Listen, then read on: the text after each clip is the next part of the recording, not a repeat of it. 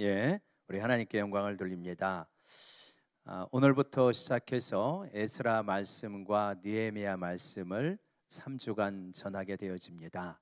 우리가 매일 성경이 어제부터 에스라 말씀 이제 시작을 했죠. 그리고 그 다음에 느헤미야로 나가기 때문에 매일 성경의 본문을 따라가면서 말씀을 전하고 있습니다. 에스라서하고 느헤미야 말씀은 이스라엘이 포로로 끌려갔다가 돌아와서 회복하는 이야기죠. 성전을 짓고 성벽을 짓고 그리고 예배를 회복하는 그러한 이야기가 에스라와 느헤미야의 이야기입니다. 그래서 오늘 설교의 제목을 귀향이라고 하였습니다. 귀향이라고 하는 단어에는 어떤 울림 같은 것이 있잖아요. 따뜻한 울림, 그리움의 울림, 그런 것들이 있습니다. 여러분은 이렇게 돌아갈 고향이 있으신지요? 귀향할 곳이 있으신지? 저는 제가 살았고 어린 시절에 자랐던 곳이 지금은 없어져 버렸습니다. 그래가지고 거기를 다 허물고 아파트 단지가 되었기 때문에 옛날의 정취를 지금 가봐도 하나도 느낄 수가 없어서 그 동네 기억이 하나도 없어요. 지금 가보면 그게 없으니까 굉장히 좀 아쉽더라고요. 이스라엘 백성은 바벨론 포로로 끌려갔다가 먼 길을 돌아오게 될 때 예루살렘에 대한 어떤 그리움 같은 것이 있었습니다. 비록 성벽은 허물어졌고 성전도 파괴가 되었지만 그래도 그 옛날의 흔적들이 남아있기 때문에 거기로 이제 오게 되어졌을 때 어떤 마음속에 하나님을 향한 기억, 하나님을 향한 어떤 그리움, 그런 것들이 다시 솟아나게 되는 거죠. 그래서 장소라고 하는 것은 우리 인생에 굉장히 중요한 것입니다. 여러분에게 의미 있는 장소가 여러 군데가 있을 거예요, 그렇죠? 나의 이야기는 다 장소하고 연관이 되어 있습니다. 사실 우리는 이야기를 품고 살아가는데 이야기라고 하는 것은 시간이 있고 장소가 있고 상황이 있는 것입니다. 장소는 우리 이야기에서 굉장히 중요해요. 아마 여러분에게 어떤 장소들이 있겠죠. 초등학교, 어린 시절에 살던 집, 뒷동네에서 그 연날리고 놀았던 어떤 그 산자락, 그런 장소들이 다 있을 것입니다. 학교 친구하고 빵집에 가서 빵 먹었던 장소, 그런 것도 있겠죠. 장소는 우리에게 그리움의 장소입니다. 저는 바라기는 여러분의 생애에 영광교회 예배당이 아주 좋은 그리움의 장소가 되기를 원합니다.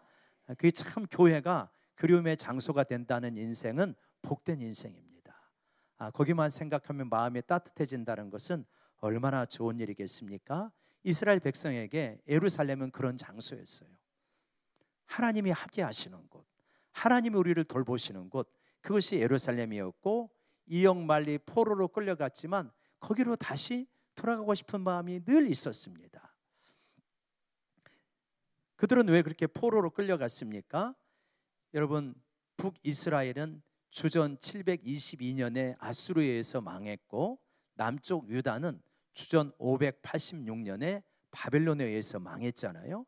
그래서 포로로 바벨론으로 끌려갔습니다. 그러는 사이에 바벨론 제국이 망하고 페르시아 제국이 등장하게 되는데 그 페르시아 제국을 세운 사람이 고레스입니다. 이제 고레스가 정책을 새롭게 펴서 자, 정복지에서 끌려온 사람들 다 돌아가, 이런 칙령을 발표하게 돼서 이들이 이제 돌아오게 되는 거죠. 그게 오늘 에스라서 1장 1절의 말씀입니다. 고레스 왕은 왜 이러한 칙령을 내리게 되었을까? 우리 1장 1절 말씀 같이 한번 읽어볼까요? 시작. 바사 왕 고레스 원년에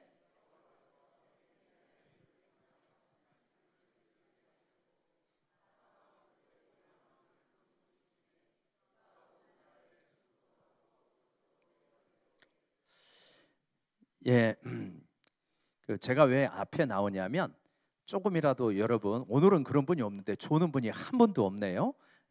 조금이라도 졸지 않으시고 제가 뒤쪽에서 설교를 하면 속도가 자꾸 빨라진대요. 근데 앞에서 나와서 하면 속도가 그렇게 빠르지 않고 적당하다고 하더라고요. 그래서 좀 앞으로 나오는 것입니다.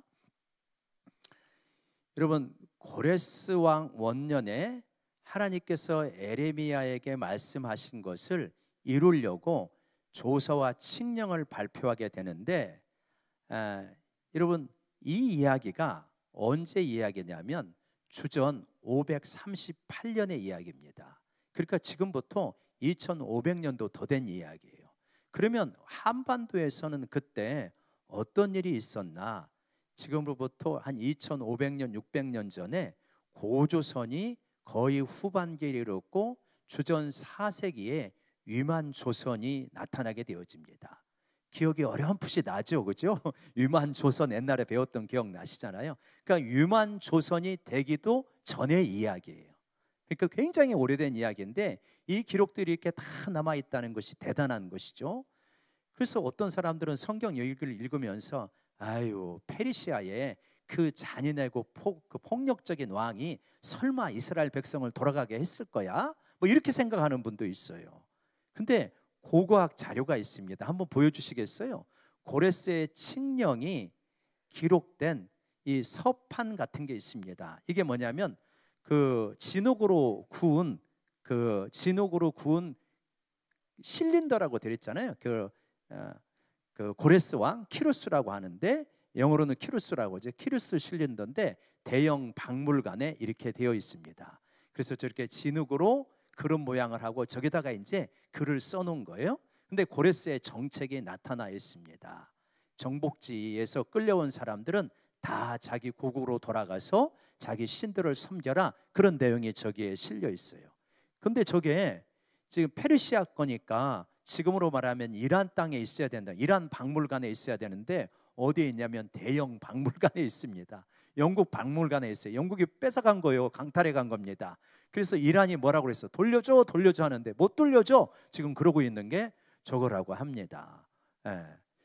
그래서 그러니까 요걸 보면 뭐냐, 이 키루스의, 그러니까 고레스의 칙령이 성경에 나타난 것만이 아니라 실제적인 고고학적인 이러한 유품을 통하여서 실제 역사적 사실이다라고 하는 걸 알 수가 있는 거죠. 자, 그러면 고레스는 왜 이러한 칙령을 발표하게 되었을까? 그건 어떤 제국의 역사의 정책 변화에 있습니다. 그러니까 지금은 우리가 지중해 일대라고 하는 그 지역, 그 당시 세계의 가장 핫한 지역이죠. 거기에 이제 처음에 등장했던 제국이 아프리카 대륙의 애굽이었습니다. 그러고 나서 이제 아수르 제국이 등장하잖아요. 그래서 아수르는 전차 부대가 유명하고 그걸로 마치 탱크로 보병들을 쓸어버리듯이 전차 부대로 그 일대의 다른 군대들을 다 진멸하고 제국을 이룬 게 아수르입니다. 그래서 아수르가 주전 722년에 북이스라엘을 멸망시키죠. 그리고 아수르는 굉장히 잔인한 민족이었습니다.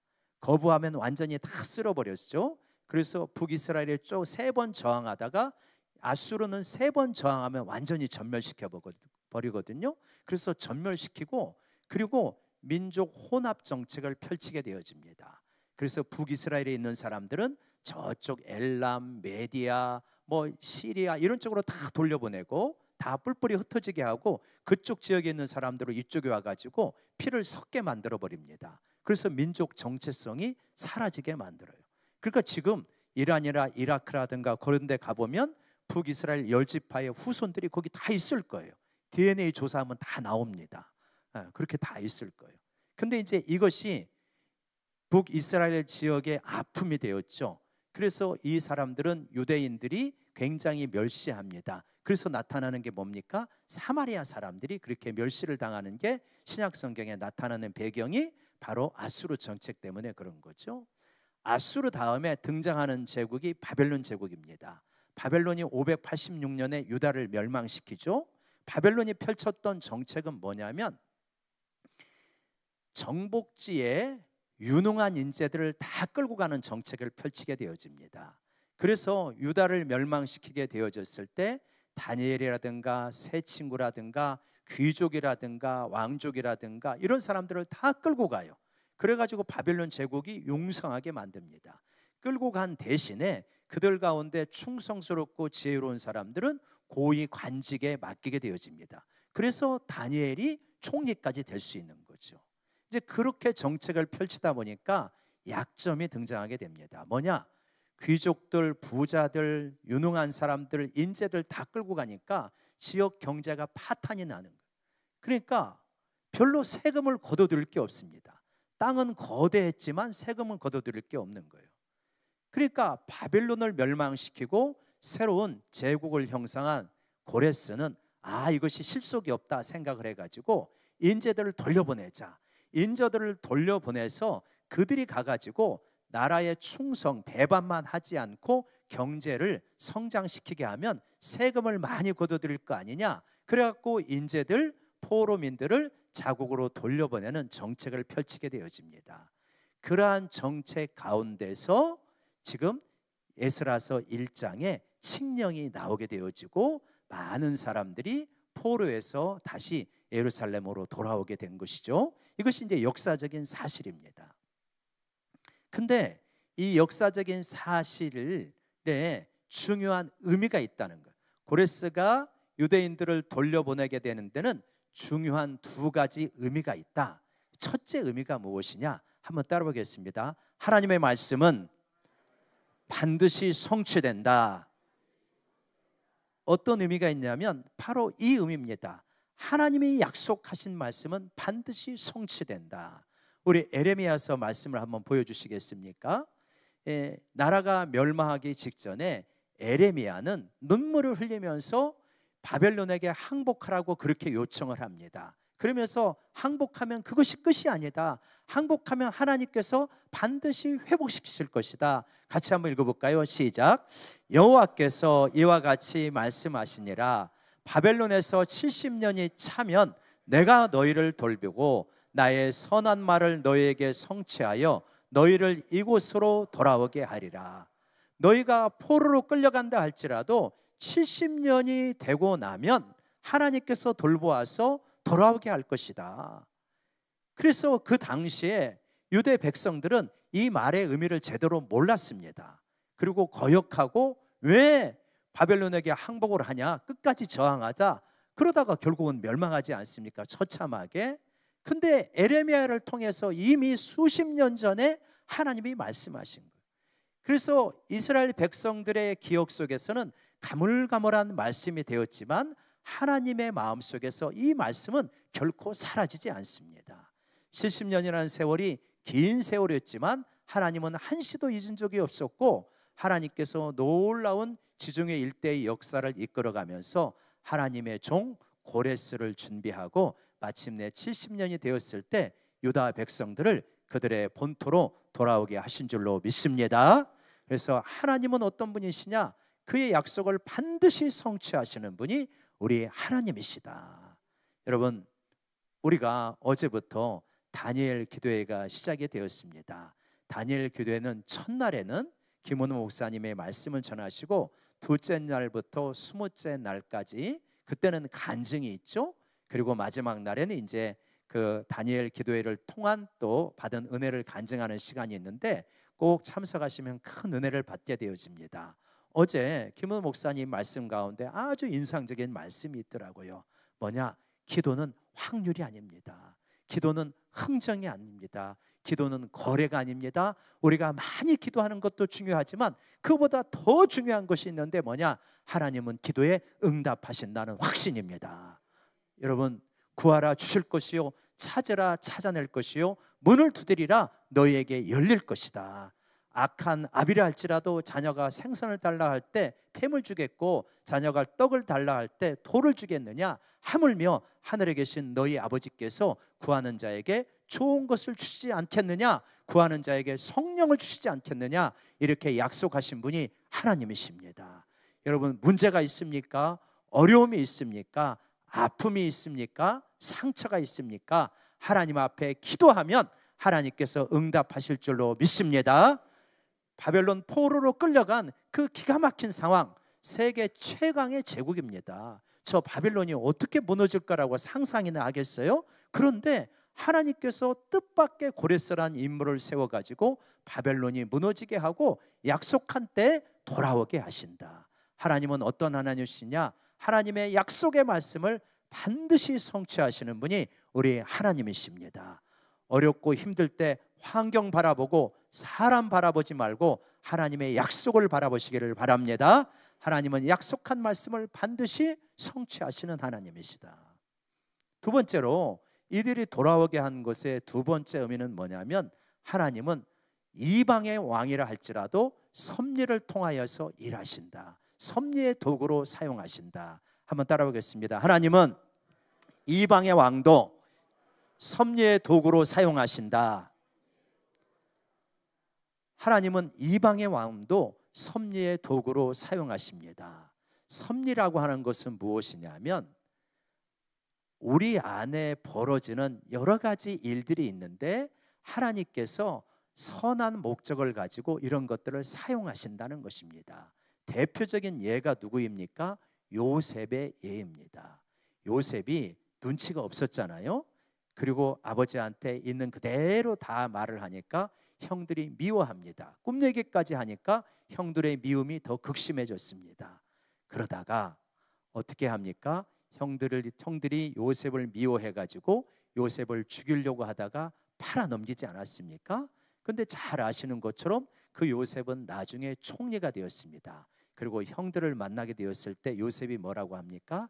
당신들은 나를 해치려고 했지만 하나님께서 이것을 선하게 바꾸셨습니다. 이게 섭리입니다.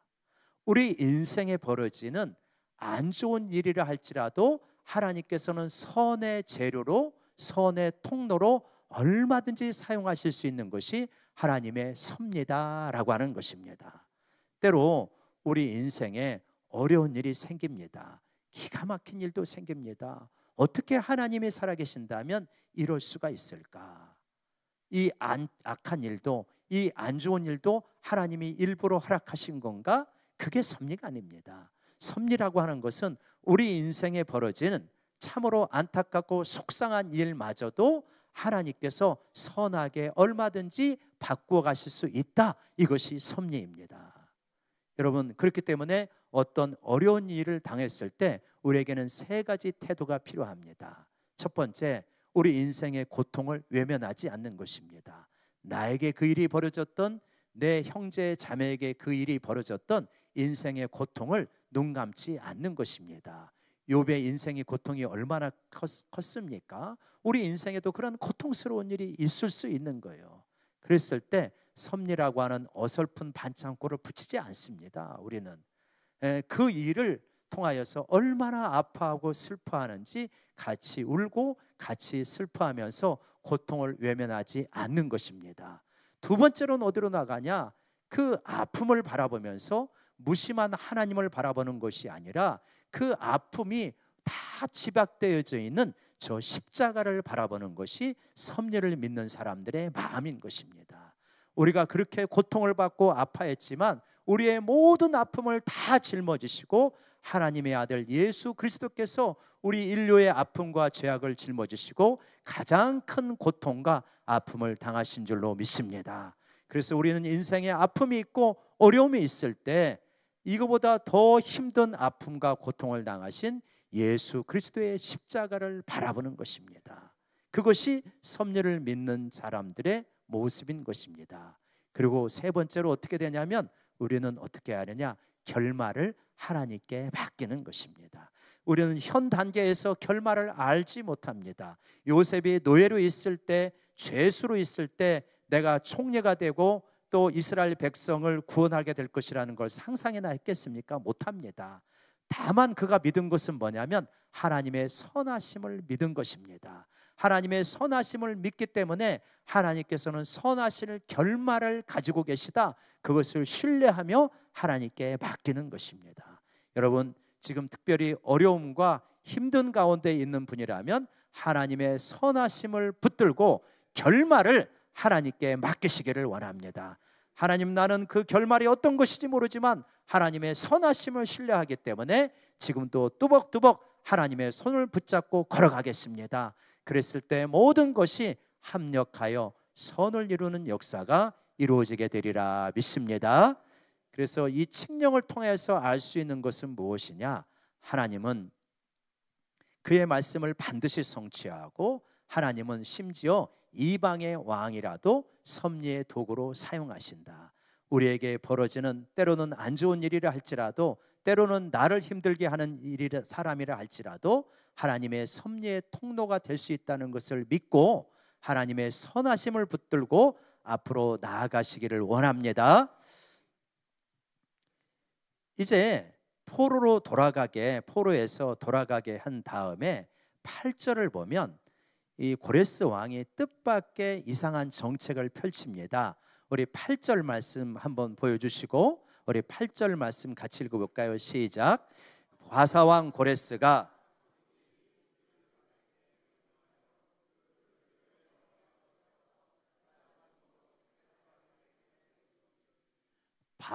고레스가 창고지기한테, 야, 우리 창고에 옛날 바빌론이 유다에서 가지고 온 그릇들 다 있지? 예, 있습니다. 그거 내줘. 그들이 갈 때 내주고, 그리고 많은 예물도 줘서 성전을 짓고 그 다음에 성전에서 자기 신들에게 예배 드리라고 해. 그런 정책을 뜻밖의 호의를 펼칩니다. 이 호의를 펼치는 것이 고레스가 이스라엘의 하나님 여호와를 깊이 만났기 때문에 이런 정책을 펼치겠습니까? 그렇지 않습니다. 정치적인 결정이에요. 아까 보았던 그 고레스 실린더에 보면 그런 내용이 나와요. 식민지 백성들, 정복당한 백성들이 자기 고향으로 돌아가 자기의 신들을 섬기게 해라. 왜요? 그렇게 해서 그 백성들의, 정복당한 백성들의 마음이 편안해지고 누그러지게 하려고 그 정책을 펼친 것입니다. 그러니까 페르시아 제국은 애굽이나 아수르나 바벨론보다 훨씬 더 넓은 땅을 차지했어요. 그러니까 뭐가 필요하냐면 반역하지 않고 이렇게 친페르시아의 어떤 정서들이 있어야 된단 말이에요. 그걸 어떻게 한 거냐? 그들의 신들을 마음껏 섬기도록 하자, 배려를 해준 것입니다. 그건 이제 정치적인 판단이었죠. 그렇지만 거기에는 뭐가 있다? 하나님의 섭리가 있었다. 그러니까 고레스는 자기에게 유익한 정치적인 판단을 하고 정책을 펼치지만, 아니, 이미 수십 년 전에 에레미야를 통하여서 하신 말씀이 그대로 성취되는 거예요. 그게 하나님의 섭리고 하나님의 경륜이다.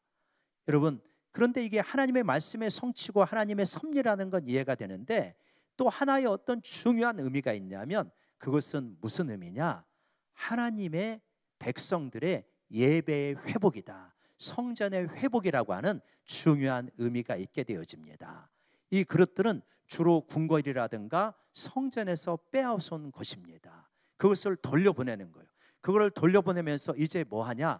너희 성전에 가서 너희 하나님께 예배를 드려라 라고 하는 의미로 이러한 그릇들을 돌려보내주는 것입니다. 여러분, 예전에 이 사사기에 보면 이스라엘 백성들이 이 참 이렇게 하나님 앞에 정신을 못 차리고, 사무엘서에 보면 정신을 못 차리고 뭐 하냐면 이 블레셋하고 싸울 때, 야, 우리 신이 여기 없어서 그러는구나. 그러니까 우리의 법궤를 모시고 오자. 법궤를 모시고 가가지고 블레셋하고 싸우려고 한 적이 있습니다. 그랬더니 블레셋 사람들이 깜짝 놀랐습니다. 저희의 신의 법궤가 왔으니 우리가 정신을 차려자 해가지고 누가 더 믿음이 생겼냐면 블레셋 사람들이 더 믿음이 생겼습니다. 그래가지고 확 쳐들어와 버리니까 거름한 나살려 하고 이스라엘 백성들 다 도망가고, 그리고 법궤를 빼앗아 가지 않았습니까? 그래갖고 그들의 신 다곤의 신당에 놉니다. 그랬더니 하나님께서 친히 역사했어요. 다곤 신을 넘어뜨리고 목을 부러뜨리고, 그래가지고 아이고 도저히 무서워서 안 되겠다 되돌려보낸 일이 있잖아요. 바로 그와 같은 장면입니다.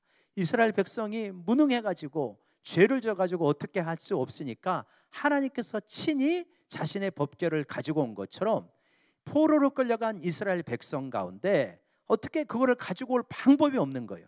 그러니까 하나님께서 친히 고레스의 마음을 감동시켜서 그 그릇들을 다 가지고 가서 너희의 성전에서 하나님을 제대로 섬겨라, 이렇게 하나님께서 역사하신 것입니다. 우리 하나님은 어떠한 하나님이시냐? 그 영광이 훼손되지 않는 하나님이 우리 하나님이신 줄로 믿습니다.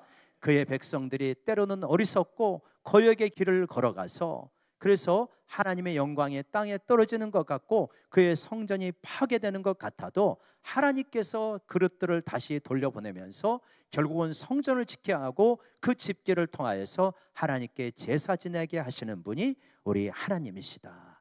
여러분, 그래서 하나님은 이렇게 우리들이 마음과 정성을 다 모아서 하나님께 예배드리는 것을 기뻐 받으시는 분이 우리 하나님이신 줄로 믿습니다. 여러분, 적용하고 결론적으로 마무리를 짓고자 합니다. 저는 오늘 이 말씀을 준비하면서 이제 조금 출력해서 줘야 될 일이 있어가지고 그래갖고 이제 프린터에 용지가 떨어져가지고 그래갖고 이면지를 정리를 하는데 때로는 이면지가 한 면이 있는 게 아니라 뒷면까지 다 있는 이면지도 있어갖고 이렇게 이제 훑으면서 정리해가지고 놓으려고 하는데 뭔가 이상한 그 눈에 띄는 게 있어요. 그래서 이게 뭔가 하고 이렇게 봤더니 예전에 어떤 젊은 그때 그분이 한 50대 정도 됐을 것 같아요. 그분이 그렇게 그분의 아내가 간증했던 내용, 우리 교회에서 간증을 했었는데 그걸 좀 저한테 미리 보내달라 해가지고 보내준 것을 제가 출력해가지고 보았던 내용이더라고요. 그래서 여기 이제 이때 있다가 그 정리하는 가운데서 그걸 찾아서 보게 되었어요. 그래서 그때 얼마나 그 가정이 하나님께 절실하게 매달렸고 그리고 하나님을 의지하고 하나님께서 일하시고 진짜 평생 믿음 없이 살아왔던 그 남편이 어떻게 정말 하나님을 바라보고 끝까지 하나님을 확신하고 이 세상을 떠나게 되었는가 하는 그 간증의 내용이었습니다. 근데 그 간증을 이렇게 보면서 그때의 기억이 새록새록 솟아나면서 맞아, 하나님께서 우리 교회를 이렇게 귀하게 사용하셨구나 그런 마음이 드는 거예요.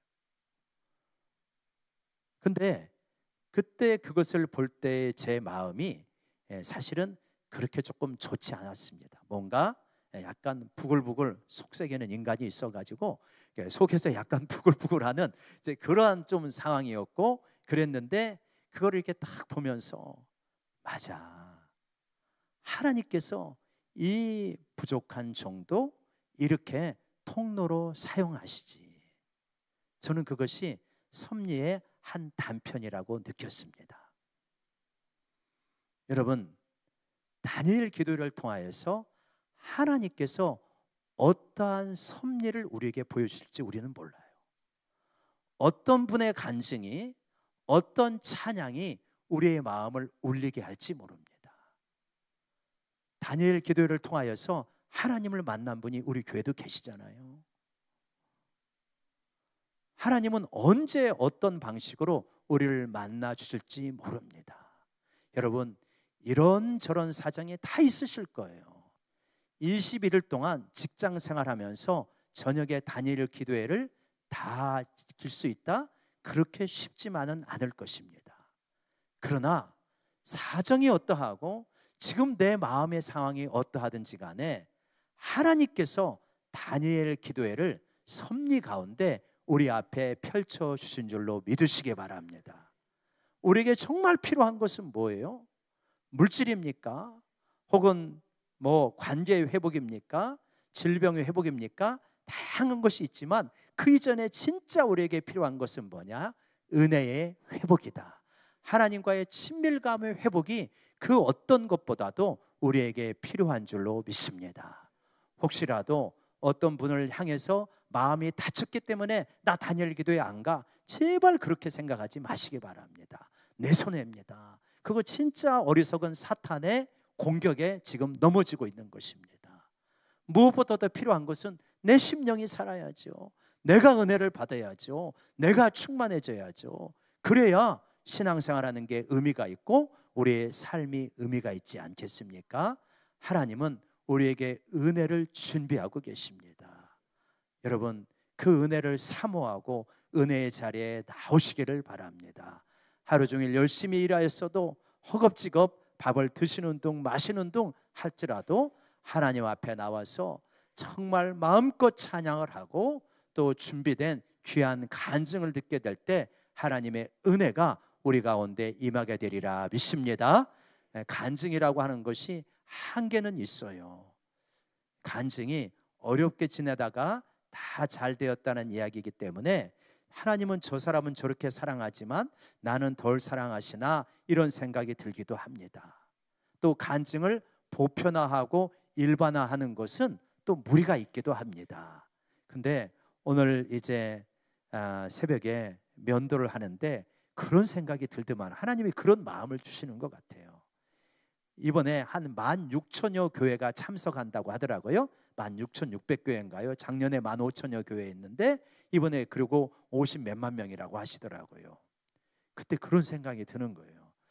16,600교회라고 했을 때 거기 목사님들이 다 있을 거 아니에요. 그럼 16,600명의 목사님이 다니엘 기도회를 하고 반응이 다 다를 것이다. 그죠? 다 다를. 거기 50만 명이 넘게 참석하는데 그 반응이 다 다를 거예요. 이런 사람도 있을 거예요. 아휴, 저런 사람들은 저렇게 은혜를 받는데 나는 되는 일이 하나도 없어. 다니엘 기도 참석하면 뭐하냐, 상처만 더 받네, 이렇게 반응하는 사람도 있을 거예요. 그런가 하면 어떤 사람은 할렐루야, 하나님이 저렇게 역사하시니 내 삶 가운데도 놀랍게 역사하실 것이다, 이렇게 반응하는 사람도 있을 거 아닙니까? 중요한 것은 뭐냐? 애티튜드예요. 애티튜드, 태도예요.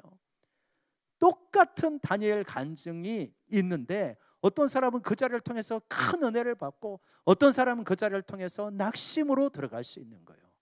여러분, 믿음으로 사는 사람은 좌절과 낙심하는 것이 아니라 그걸 통하여서 은혜로 도약하는 줄로 믿습니다. 좀 결단하시기를 바랍니다. 하나님이 어떻게 일하실지 모른다. 하나님은 우리에게 은혜를 예배하고 계신다. 정말 다른 모든 삶보다도 내가 은혜 받는데, 내가 하나님과의 친밀감을 회복하고 내가 기도해서 응답받는데 내 삶의 우선권을 두자. 그러면서 하나님 앞에 나오게 되어질 때 여러분, 하나님께서 예비하신 큰 은혜를 우리 가운데 부어주시리라 믿습니다.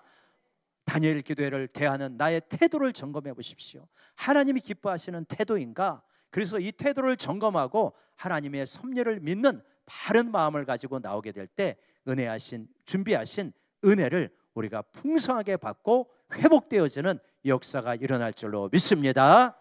기도하시겠습니다. 하나님, 우리에게 예비하신 은혜가 있습니다.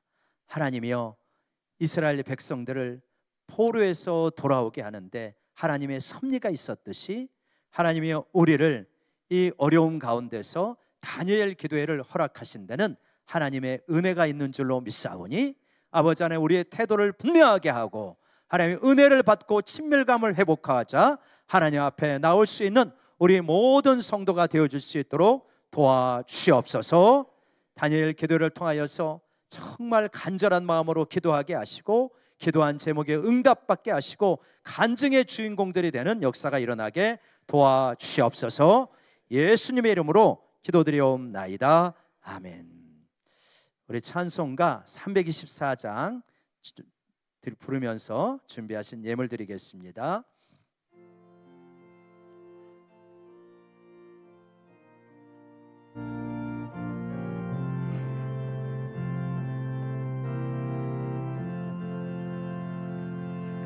예수 너